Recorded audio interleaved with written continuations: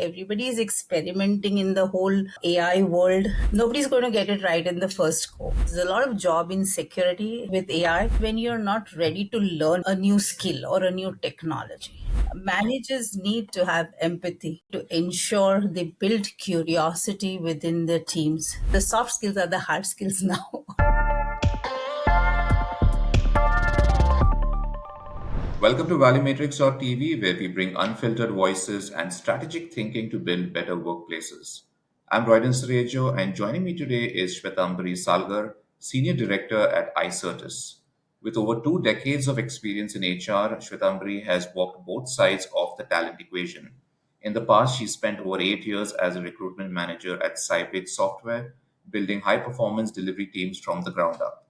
And today she leads learning and organizational development at Icertis, where she has played a pivotal role in creating a world class learning culture. She's also been recognized as one of Asia's top L&D professionals of 2025. Shwetambari, thank you so much for joining us on VMTV, and it's a real pleasure to have you here. Hey, thanks, Royd, and thanks for giving me the opportunity. Pleasure's all mine. So, since I think you moved from recruiting to L&D now, so I would like to start maybe in this learning and organizational development that you're so focused on now. So, my first question would be considering how organizations today are moving more towards skill based rather than role based, right? And L&D, I think, is increasingly becoming an important factor in this as well. So, how should organizations sort of redefine or redesign their learning experiences to fuel the talent for the future of work? In my company where I'm working, we've been contemplating, how do we measure capabilities? I'll call it capabilities. I will put it like that. So there is competencies, there are skills that we are looking at. What we're trying to do is a combination of both skills as well as competencies. Skill is obviously becoming predominant given that the talent landscape itself is changing dramatically with AI coming in, ways of working changing. So, skills is becoming predominant, but I will also say that competency is playing an equal part. However, what we are also doing is we are looking at values. So, what we've done is, the way I look at it is culture, competencies, and skills.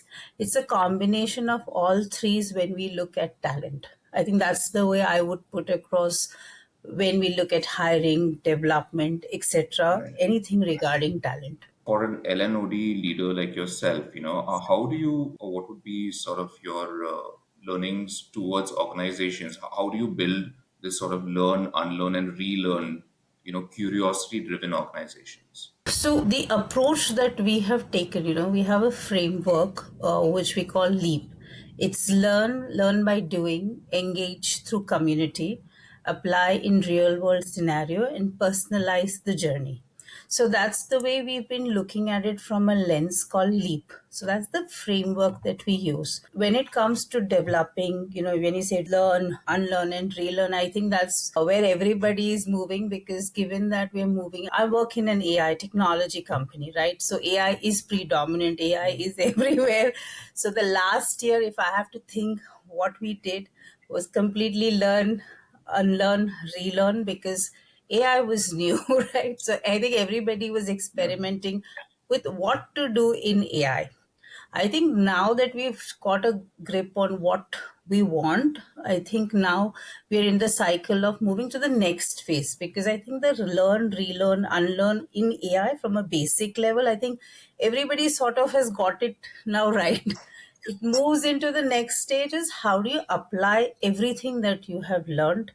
How do you fail fast and again relearn and do it right? I think that's the magic if you have to look at learning. Nobody's going to get it right in the first go because Yeah. it's a new space for everybody. Everybody is experimenting in the whole AI world, digitizing things. Earlier the traditional ways of learning was very different. You did classroom trainings. So we are moving in a hybrid world where you have employees sitting in different parts of the world, not just your country. So how do you get everybody together, baseline the learning and move forward? So I think the basic element in learning itself is the three things that you mentioned, right? Learn, unlearn, and relearn. Yeah. I think that's not going to go away anywhere soon. But when you are implementing these L&D programs, like, there is some investment from the organization side that's also involved, right? Not only time, but also monetary. I'm just wondering, beyond like the basic metrics of, let's say, surveys and things like that, how would you like objectively measure the impact of these programs that are being implemented? Right, a very interesting question because I think all learning and organizational development leaders get asked this question. So the basic, I call those bread and butter or vanity metrics is like, what's your training feedback? How Yeah. many people attended? So I think that's your bread and butter metrics. But we move, I mean, other way I would look at is what has been the impact overall based on the trainings. For example, we did a program called Ascend, which was focused on consulting program. We did measure CSAT post the program to see if there's been a change in the metrics. It had increased 19%. We measure revenue productivity per person. We check, has the net promoter score of the company moved? I think those are the business metrics. We are also focused, apart from your behavior changes, training program scores that Yeah. you have, but participation rate, etc.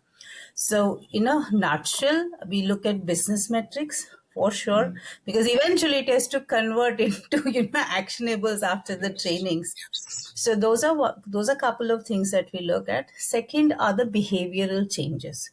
For Mm. example, when you have a leadership development program, we do a pre and post assessment with managers, with participants to see if the needles moved, post program, and not immediately. You're not going to see, behavioral changes Yeah. happening drastically, but if it moves, I think those are the things that we've been measuring over a period of time because obviously there's money. You run programs, there's funding from the company.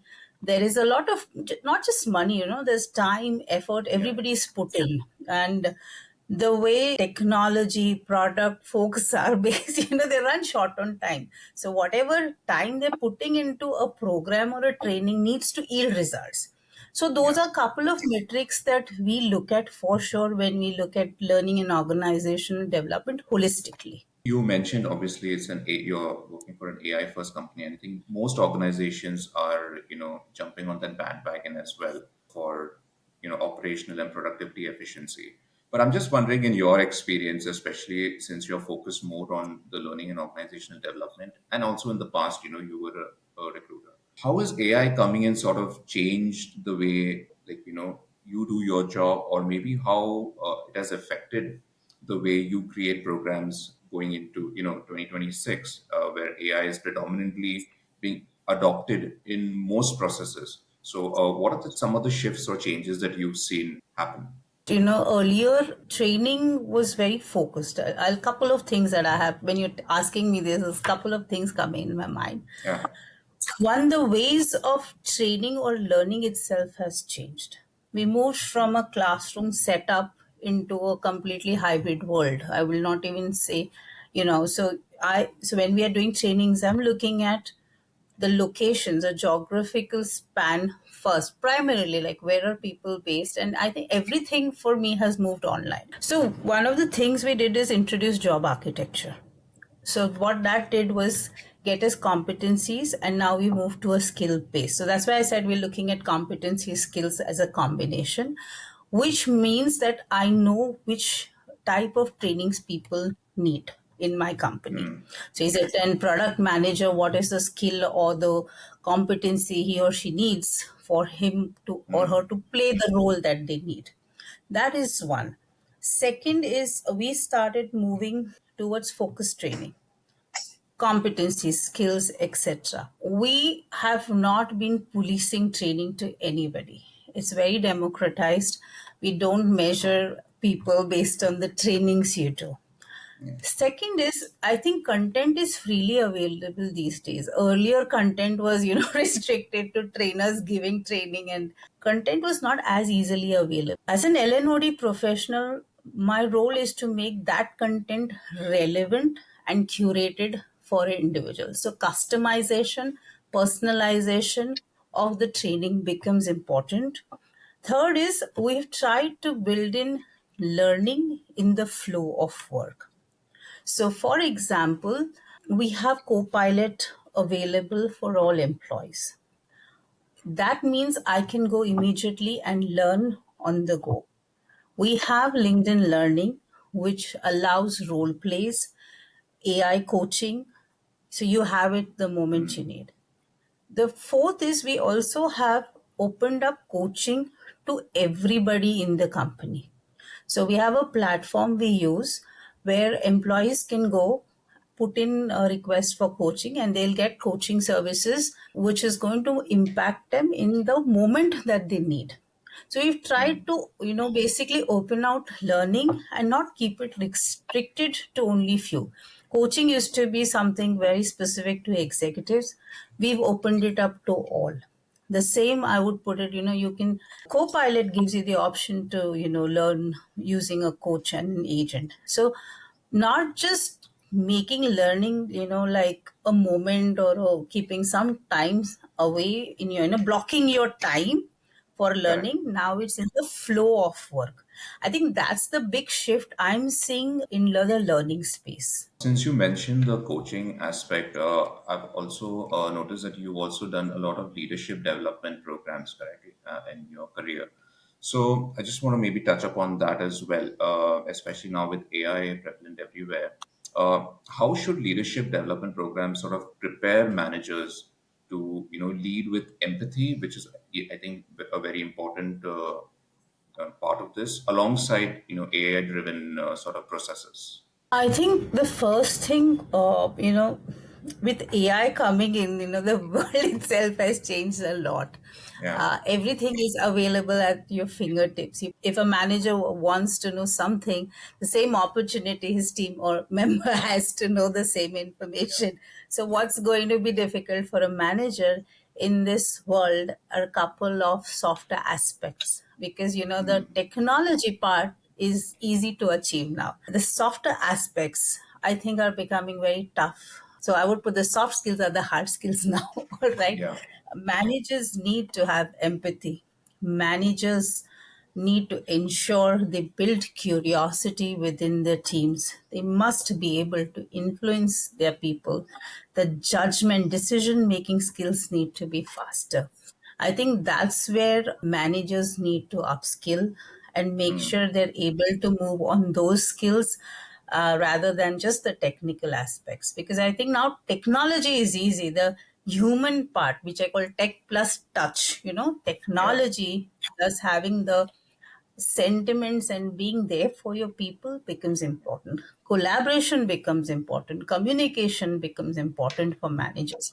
Yeah. These are the skills which managers will need to build if they've not focused on them right now. I think that's very true. But also, I think empathy in managers obviously is important. But also, when we are hiring new candidates, I think that is, again, it's equally important now more than ever to have, those soft skills sort of in the candidates. But I think the challenge from what I've been hearing is that, it's hard to assess these skills because today, most of the resumes are sort of AI driven. They're sort of tailored as per the job description. And there is only a certain limit, number of people that, a recruiter can go ahead and actually speak to candidates, right, before they get them on board. So, in like your opinion, do you have any thoughts on how can with this AI bias coming in and resumes being driven by AI, how can this process be sort of more streamlined where you get to the right candidates and you're able to assess the soft skills more objectively?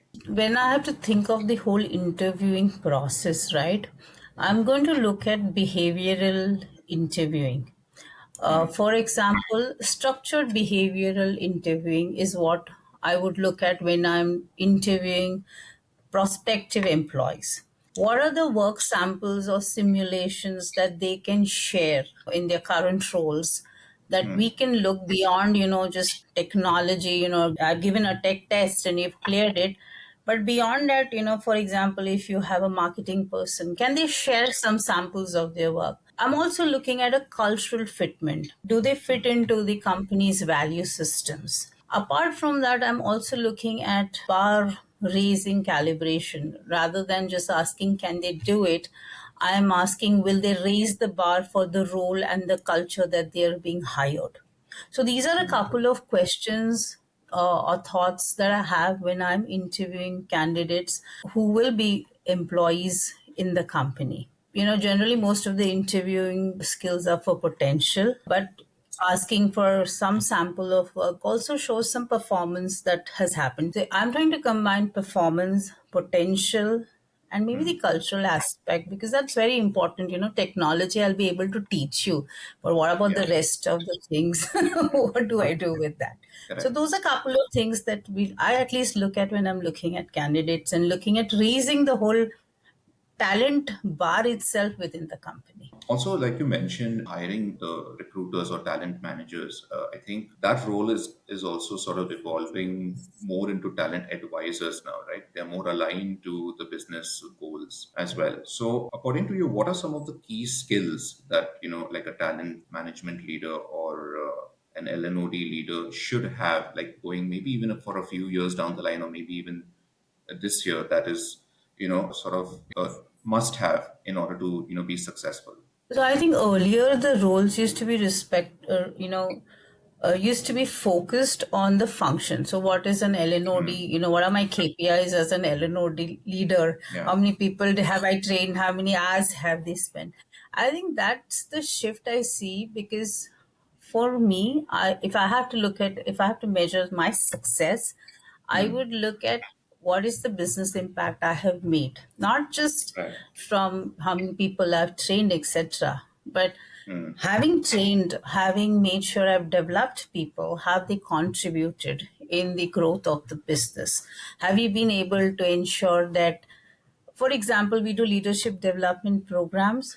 We've seen, from a metrics perspective, we've seen that people who we've developed in leadership, they've stayed back longer than those who've not gone through leadership program. The growth has been triple for the folks who've gone through programs. I think those are the type of metrics I would like to see in LNOD leaders or the talent management leaders. What is the impact in the business? Have I saved cost? Have I increased revenue? Have I made sure efficiency or productivity has gone up? Those Right. are the parameters I think are where we are going to go next if we are not still doing it.